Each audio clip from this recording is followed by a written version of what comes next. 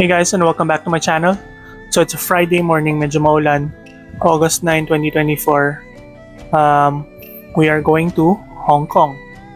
Samahan nyo kami as we go to Disneyland, Ocean Park. Mag-check tayo kung ano pang pwede natin gawin. Sana hindi maulan at sana hindi mainit. Tara! So dito lang kami nagtatagal sa baggage checking pa lang. So it's been more than 30 minutes. Haba ng pila. There are 5 lines. Nasa first line pa lang kami after 30 minutes. Tingnan natin kung gaano katagal. Bago kami makapag-drop ng bag kahit naka-online check-in. Try natin. Sa wakas.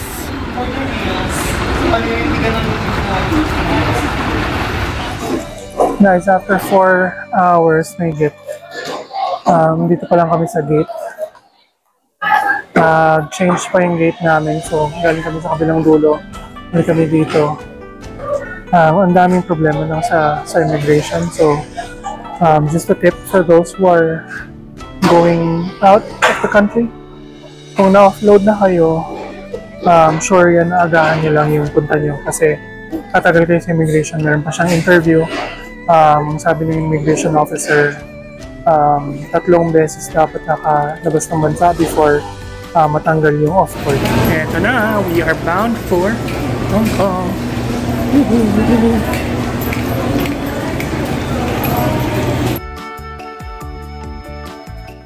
So we have arrived in Hong Kong. So after so long dun sa airport natin, no? Medyo tumagal-tagal kami. Nakarating na rin kami sa wakas dito sa Hong Kong. It was a 2-hour flight.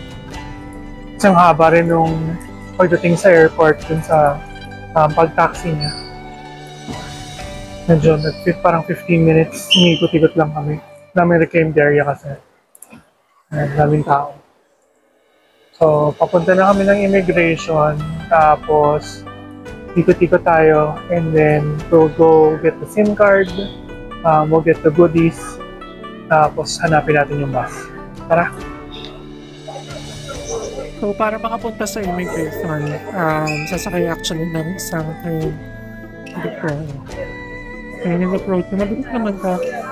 At nakapag-train ka kagad pagdating pa lang dito sa Hong Kong. Tara, try muna tayo!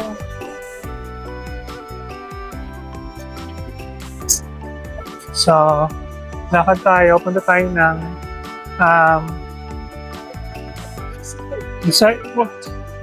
Arrival Hall A. We will get our SIM card. Tapos, mag-withdraw tayo. So, sa pag-withdraw natin, sabi nga nila, pwede na magkumuha sa using GoTime. Walang any parang charges. Ngayon, titingnan natin ngayon. After nun, pwede na tayo sigurong maghanap din ng pagkain tsaka withdraw. So Bank of China yung pinagkukuhanan ng withdrawal para daw mas madali. Nandito siya sa gitna. Balikan natin to. Nandito kukunin yung SIM card sa OBS A13. Papakita lang yung QR code para makakuha ng SIM card. So namali kami ng counter, hindi pala yung A13. Pero at least sinabi nila kung saan kukunin. I just checked the clock. Dito tayo sa A09. So ito na guys, yung SIM card namin. May kasama na siyang panundot. Ayan, sinama na nila. Siguro hindi naman lahat ng tao may dala nung pambukas nung sa SIM card slot ng phone. So we'll test this out. Ilalagay lang naman daw sa phone tapos activated na siya. It's 500 gig free. Tapos 500 MB free. Tapos meron siyang low daily. Okay, try natin. So ayan, naka-withdraw na kami dito sa Bank of China. Gamit namin yung GoTime. Walang charge yun. pagka nag-withdraw. So well, best for me yung yung GoTime i-use para sa mga ganito. Ngayon babalik kami dun sa may pinagkuha na namin ng bagahe. Andun daw yung Hong Kong rupees. Tara. So ito yung sa arrival hall. Sumabas kami sa arrival hall B. Tapat na tapat siya. Yung BO3, ito yung Hong Kong Tourism Information para makakuha ng goodies. Okay. And you can take a picture about how to do it.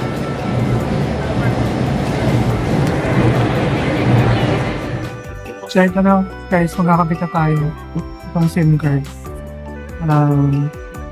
Kasama na siyang pangbukas. Lalagyan pa ang tip ng lalagyan. I'll just post the link nung basta sa kulok ko naman siya binigay. Tapos kabit natin sa phone. Tapos tingin natin siya. Okay, let's go.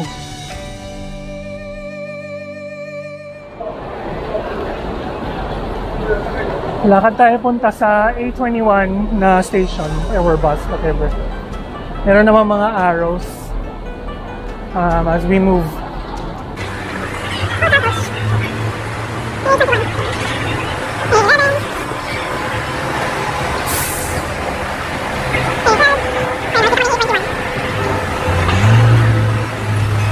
So we will be using our GoTime card para sa A21 na bus. Kasi hindi rin kami kumuha ng Octopus. Mas madali daw pag gumamit ka ng Visa card. Tsaka mas madali pag GoTime. So let's go, time.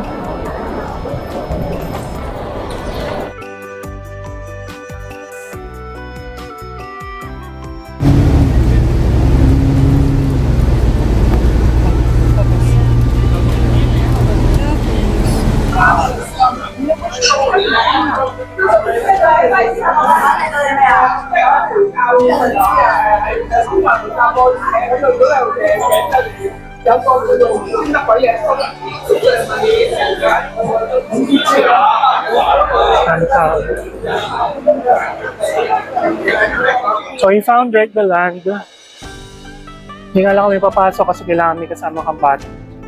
Lakad-lakad. Nandito lahat ng pwedeng puntahan. Salisbury Gardens. And then we will be at the Victoria Harbor in a bit. Ikot-ikot tayo doon. We have the Hong Kong Museum of Art. Dito din yung mga ibang pwedeng puntahan. Yung tower, clock tower. And then pupunta kami sa bay. At sasakay tayo na Aqua Luna. Lakad tayo. Punta tayo sa Aqua Luna. Actually, nakikita ko na siya. Ayan.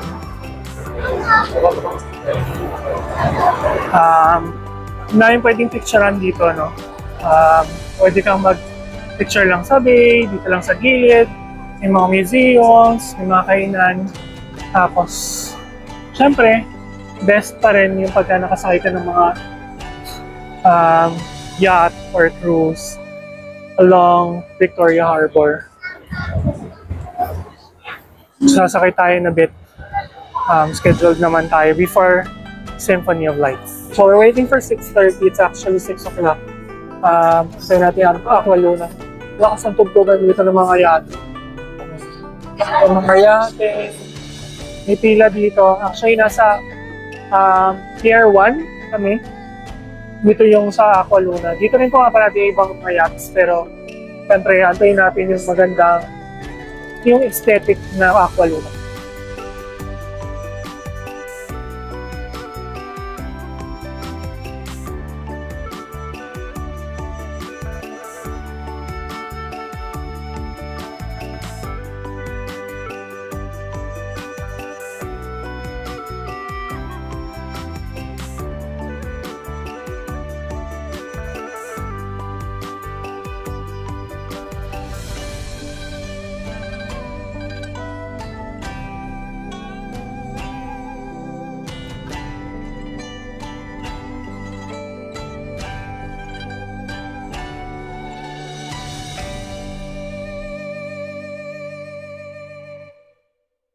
We just finished with Aqua Luna. Lakad-lakad tayo, naghahanap kami ng pagkain. So, ito yung sa pier. Ngayon tayo doon sa may dulo. Baka may 7-Eleven man lang. Para just in case. Kain konti before the Symphony of Lights. Then, yung Symphony of Lights would be 8 o'clock. Para at least saktong-sakto nakapwesto na kami. May food kaming konti. Tapos, uwi na kami after. Okay, tara! Konting gutom equals waffle! So, kain kaming konti. Pumalo kami ng 133. So, dalawang waffle, dalawang drink. So, okay na rin siguro for now.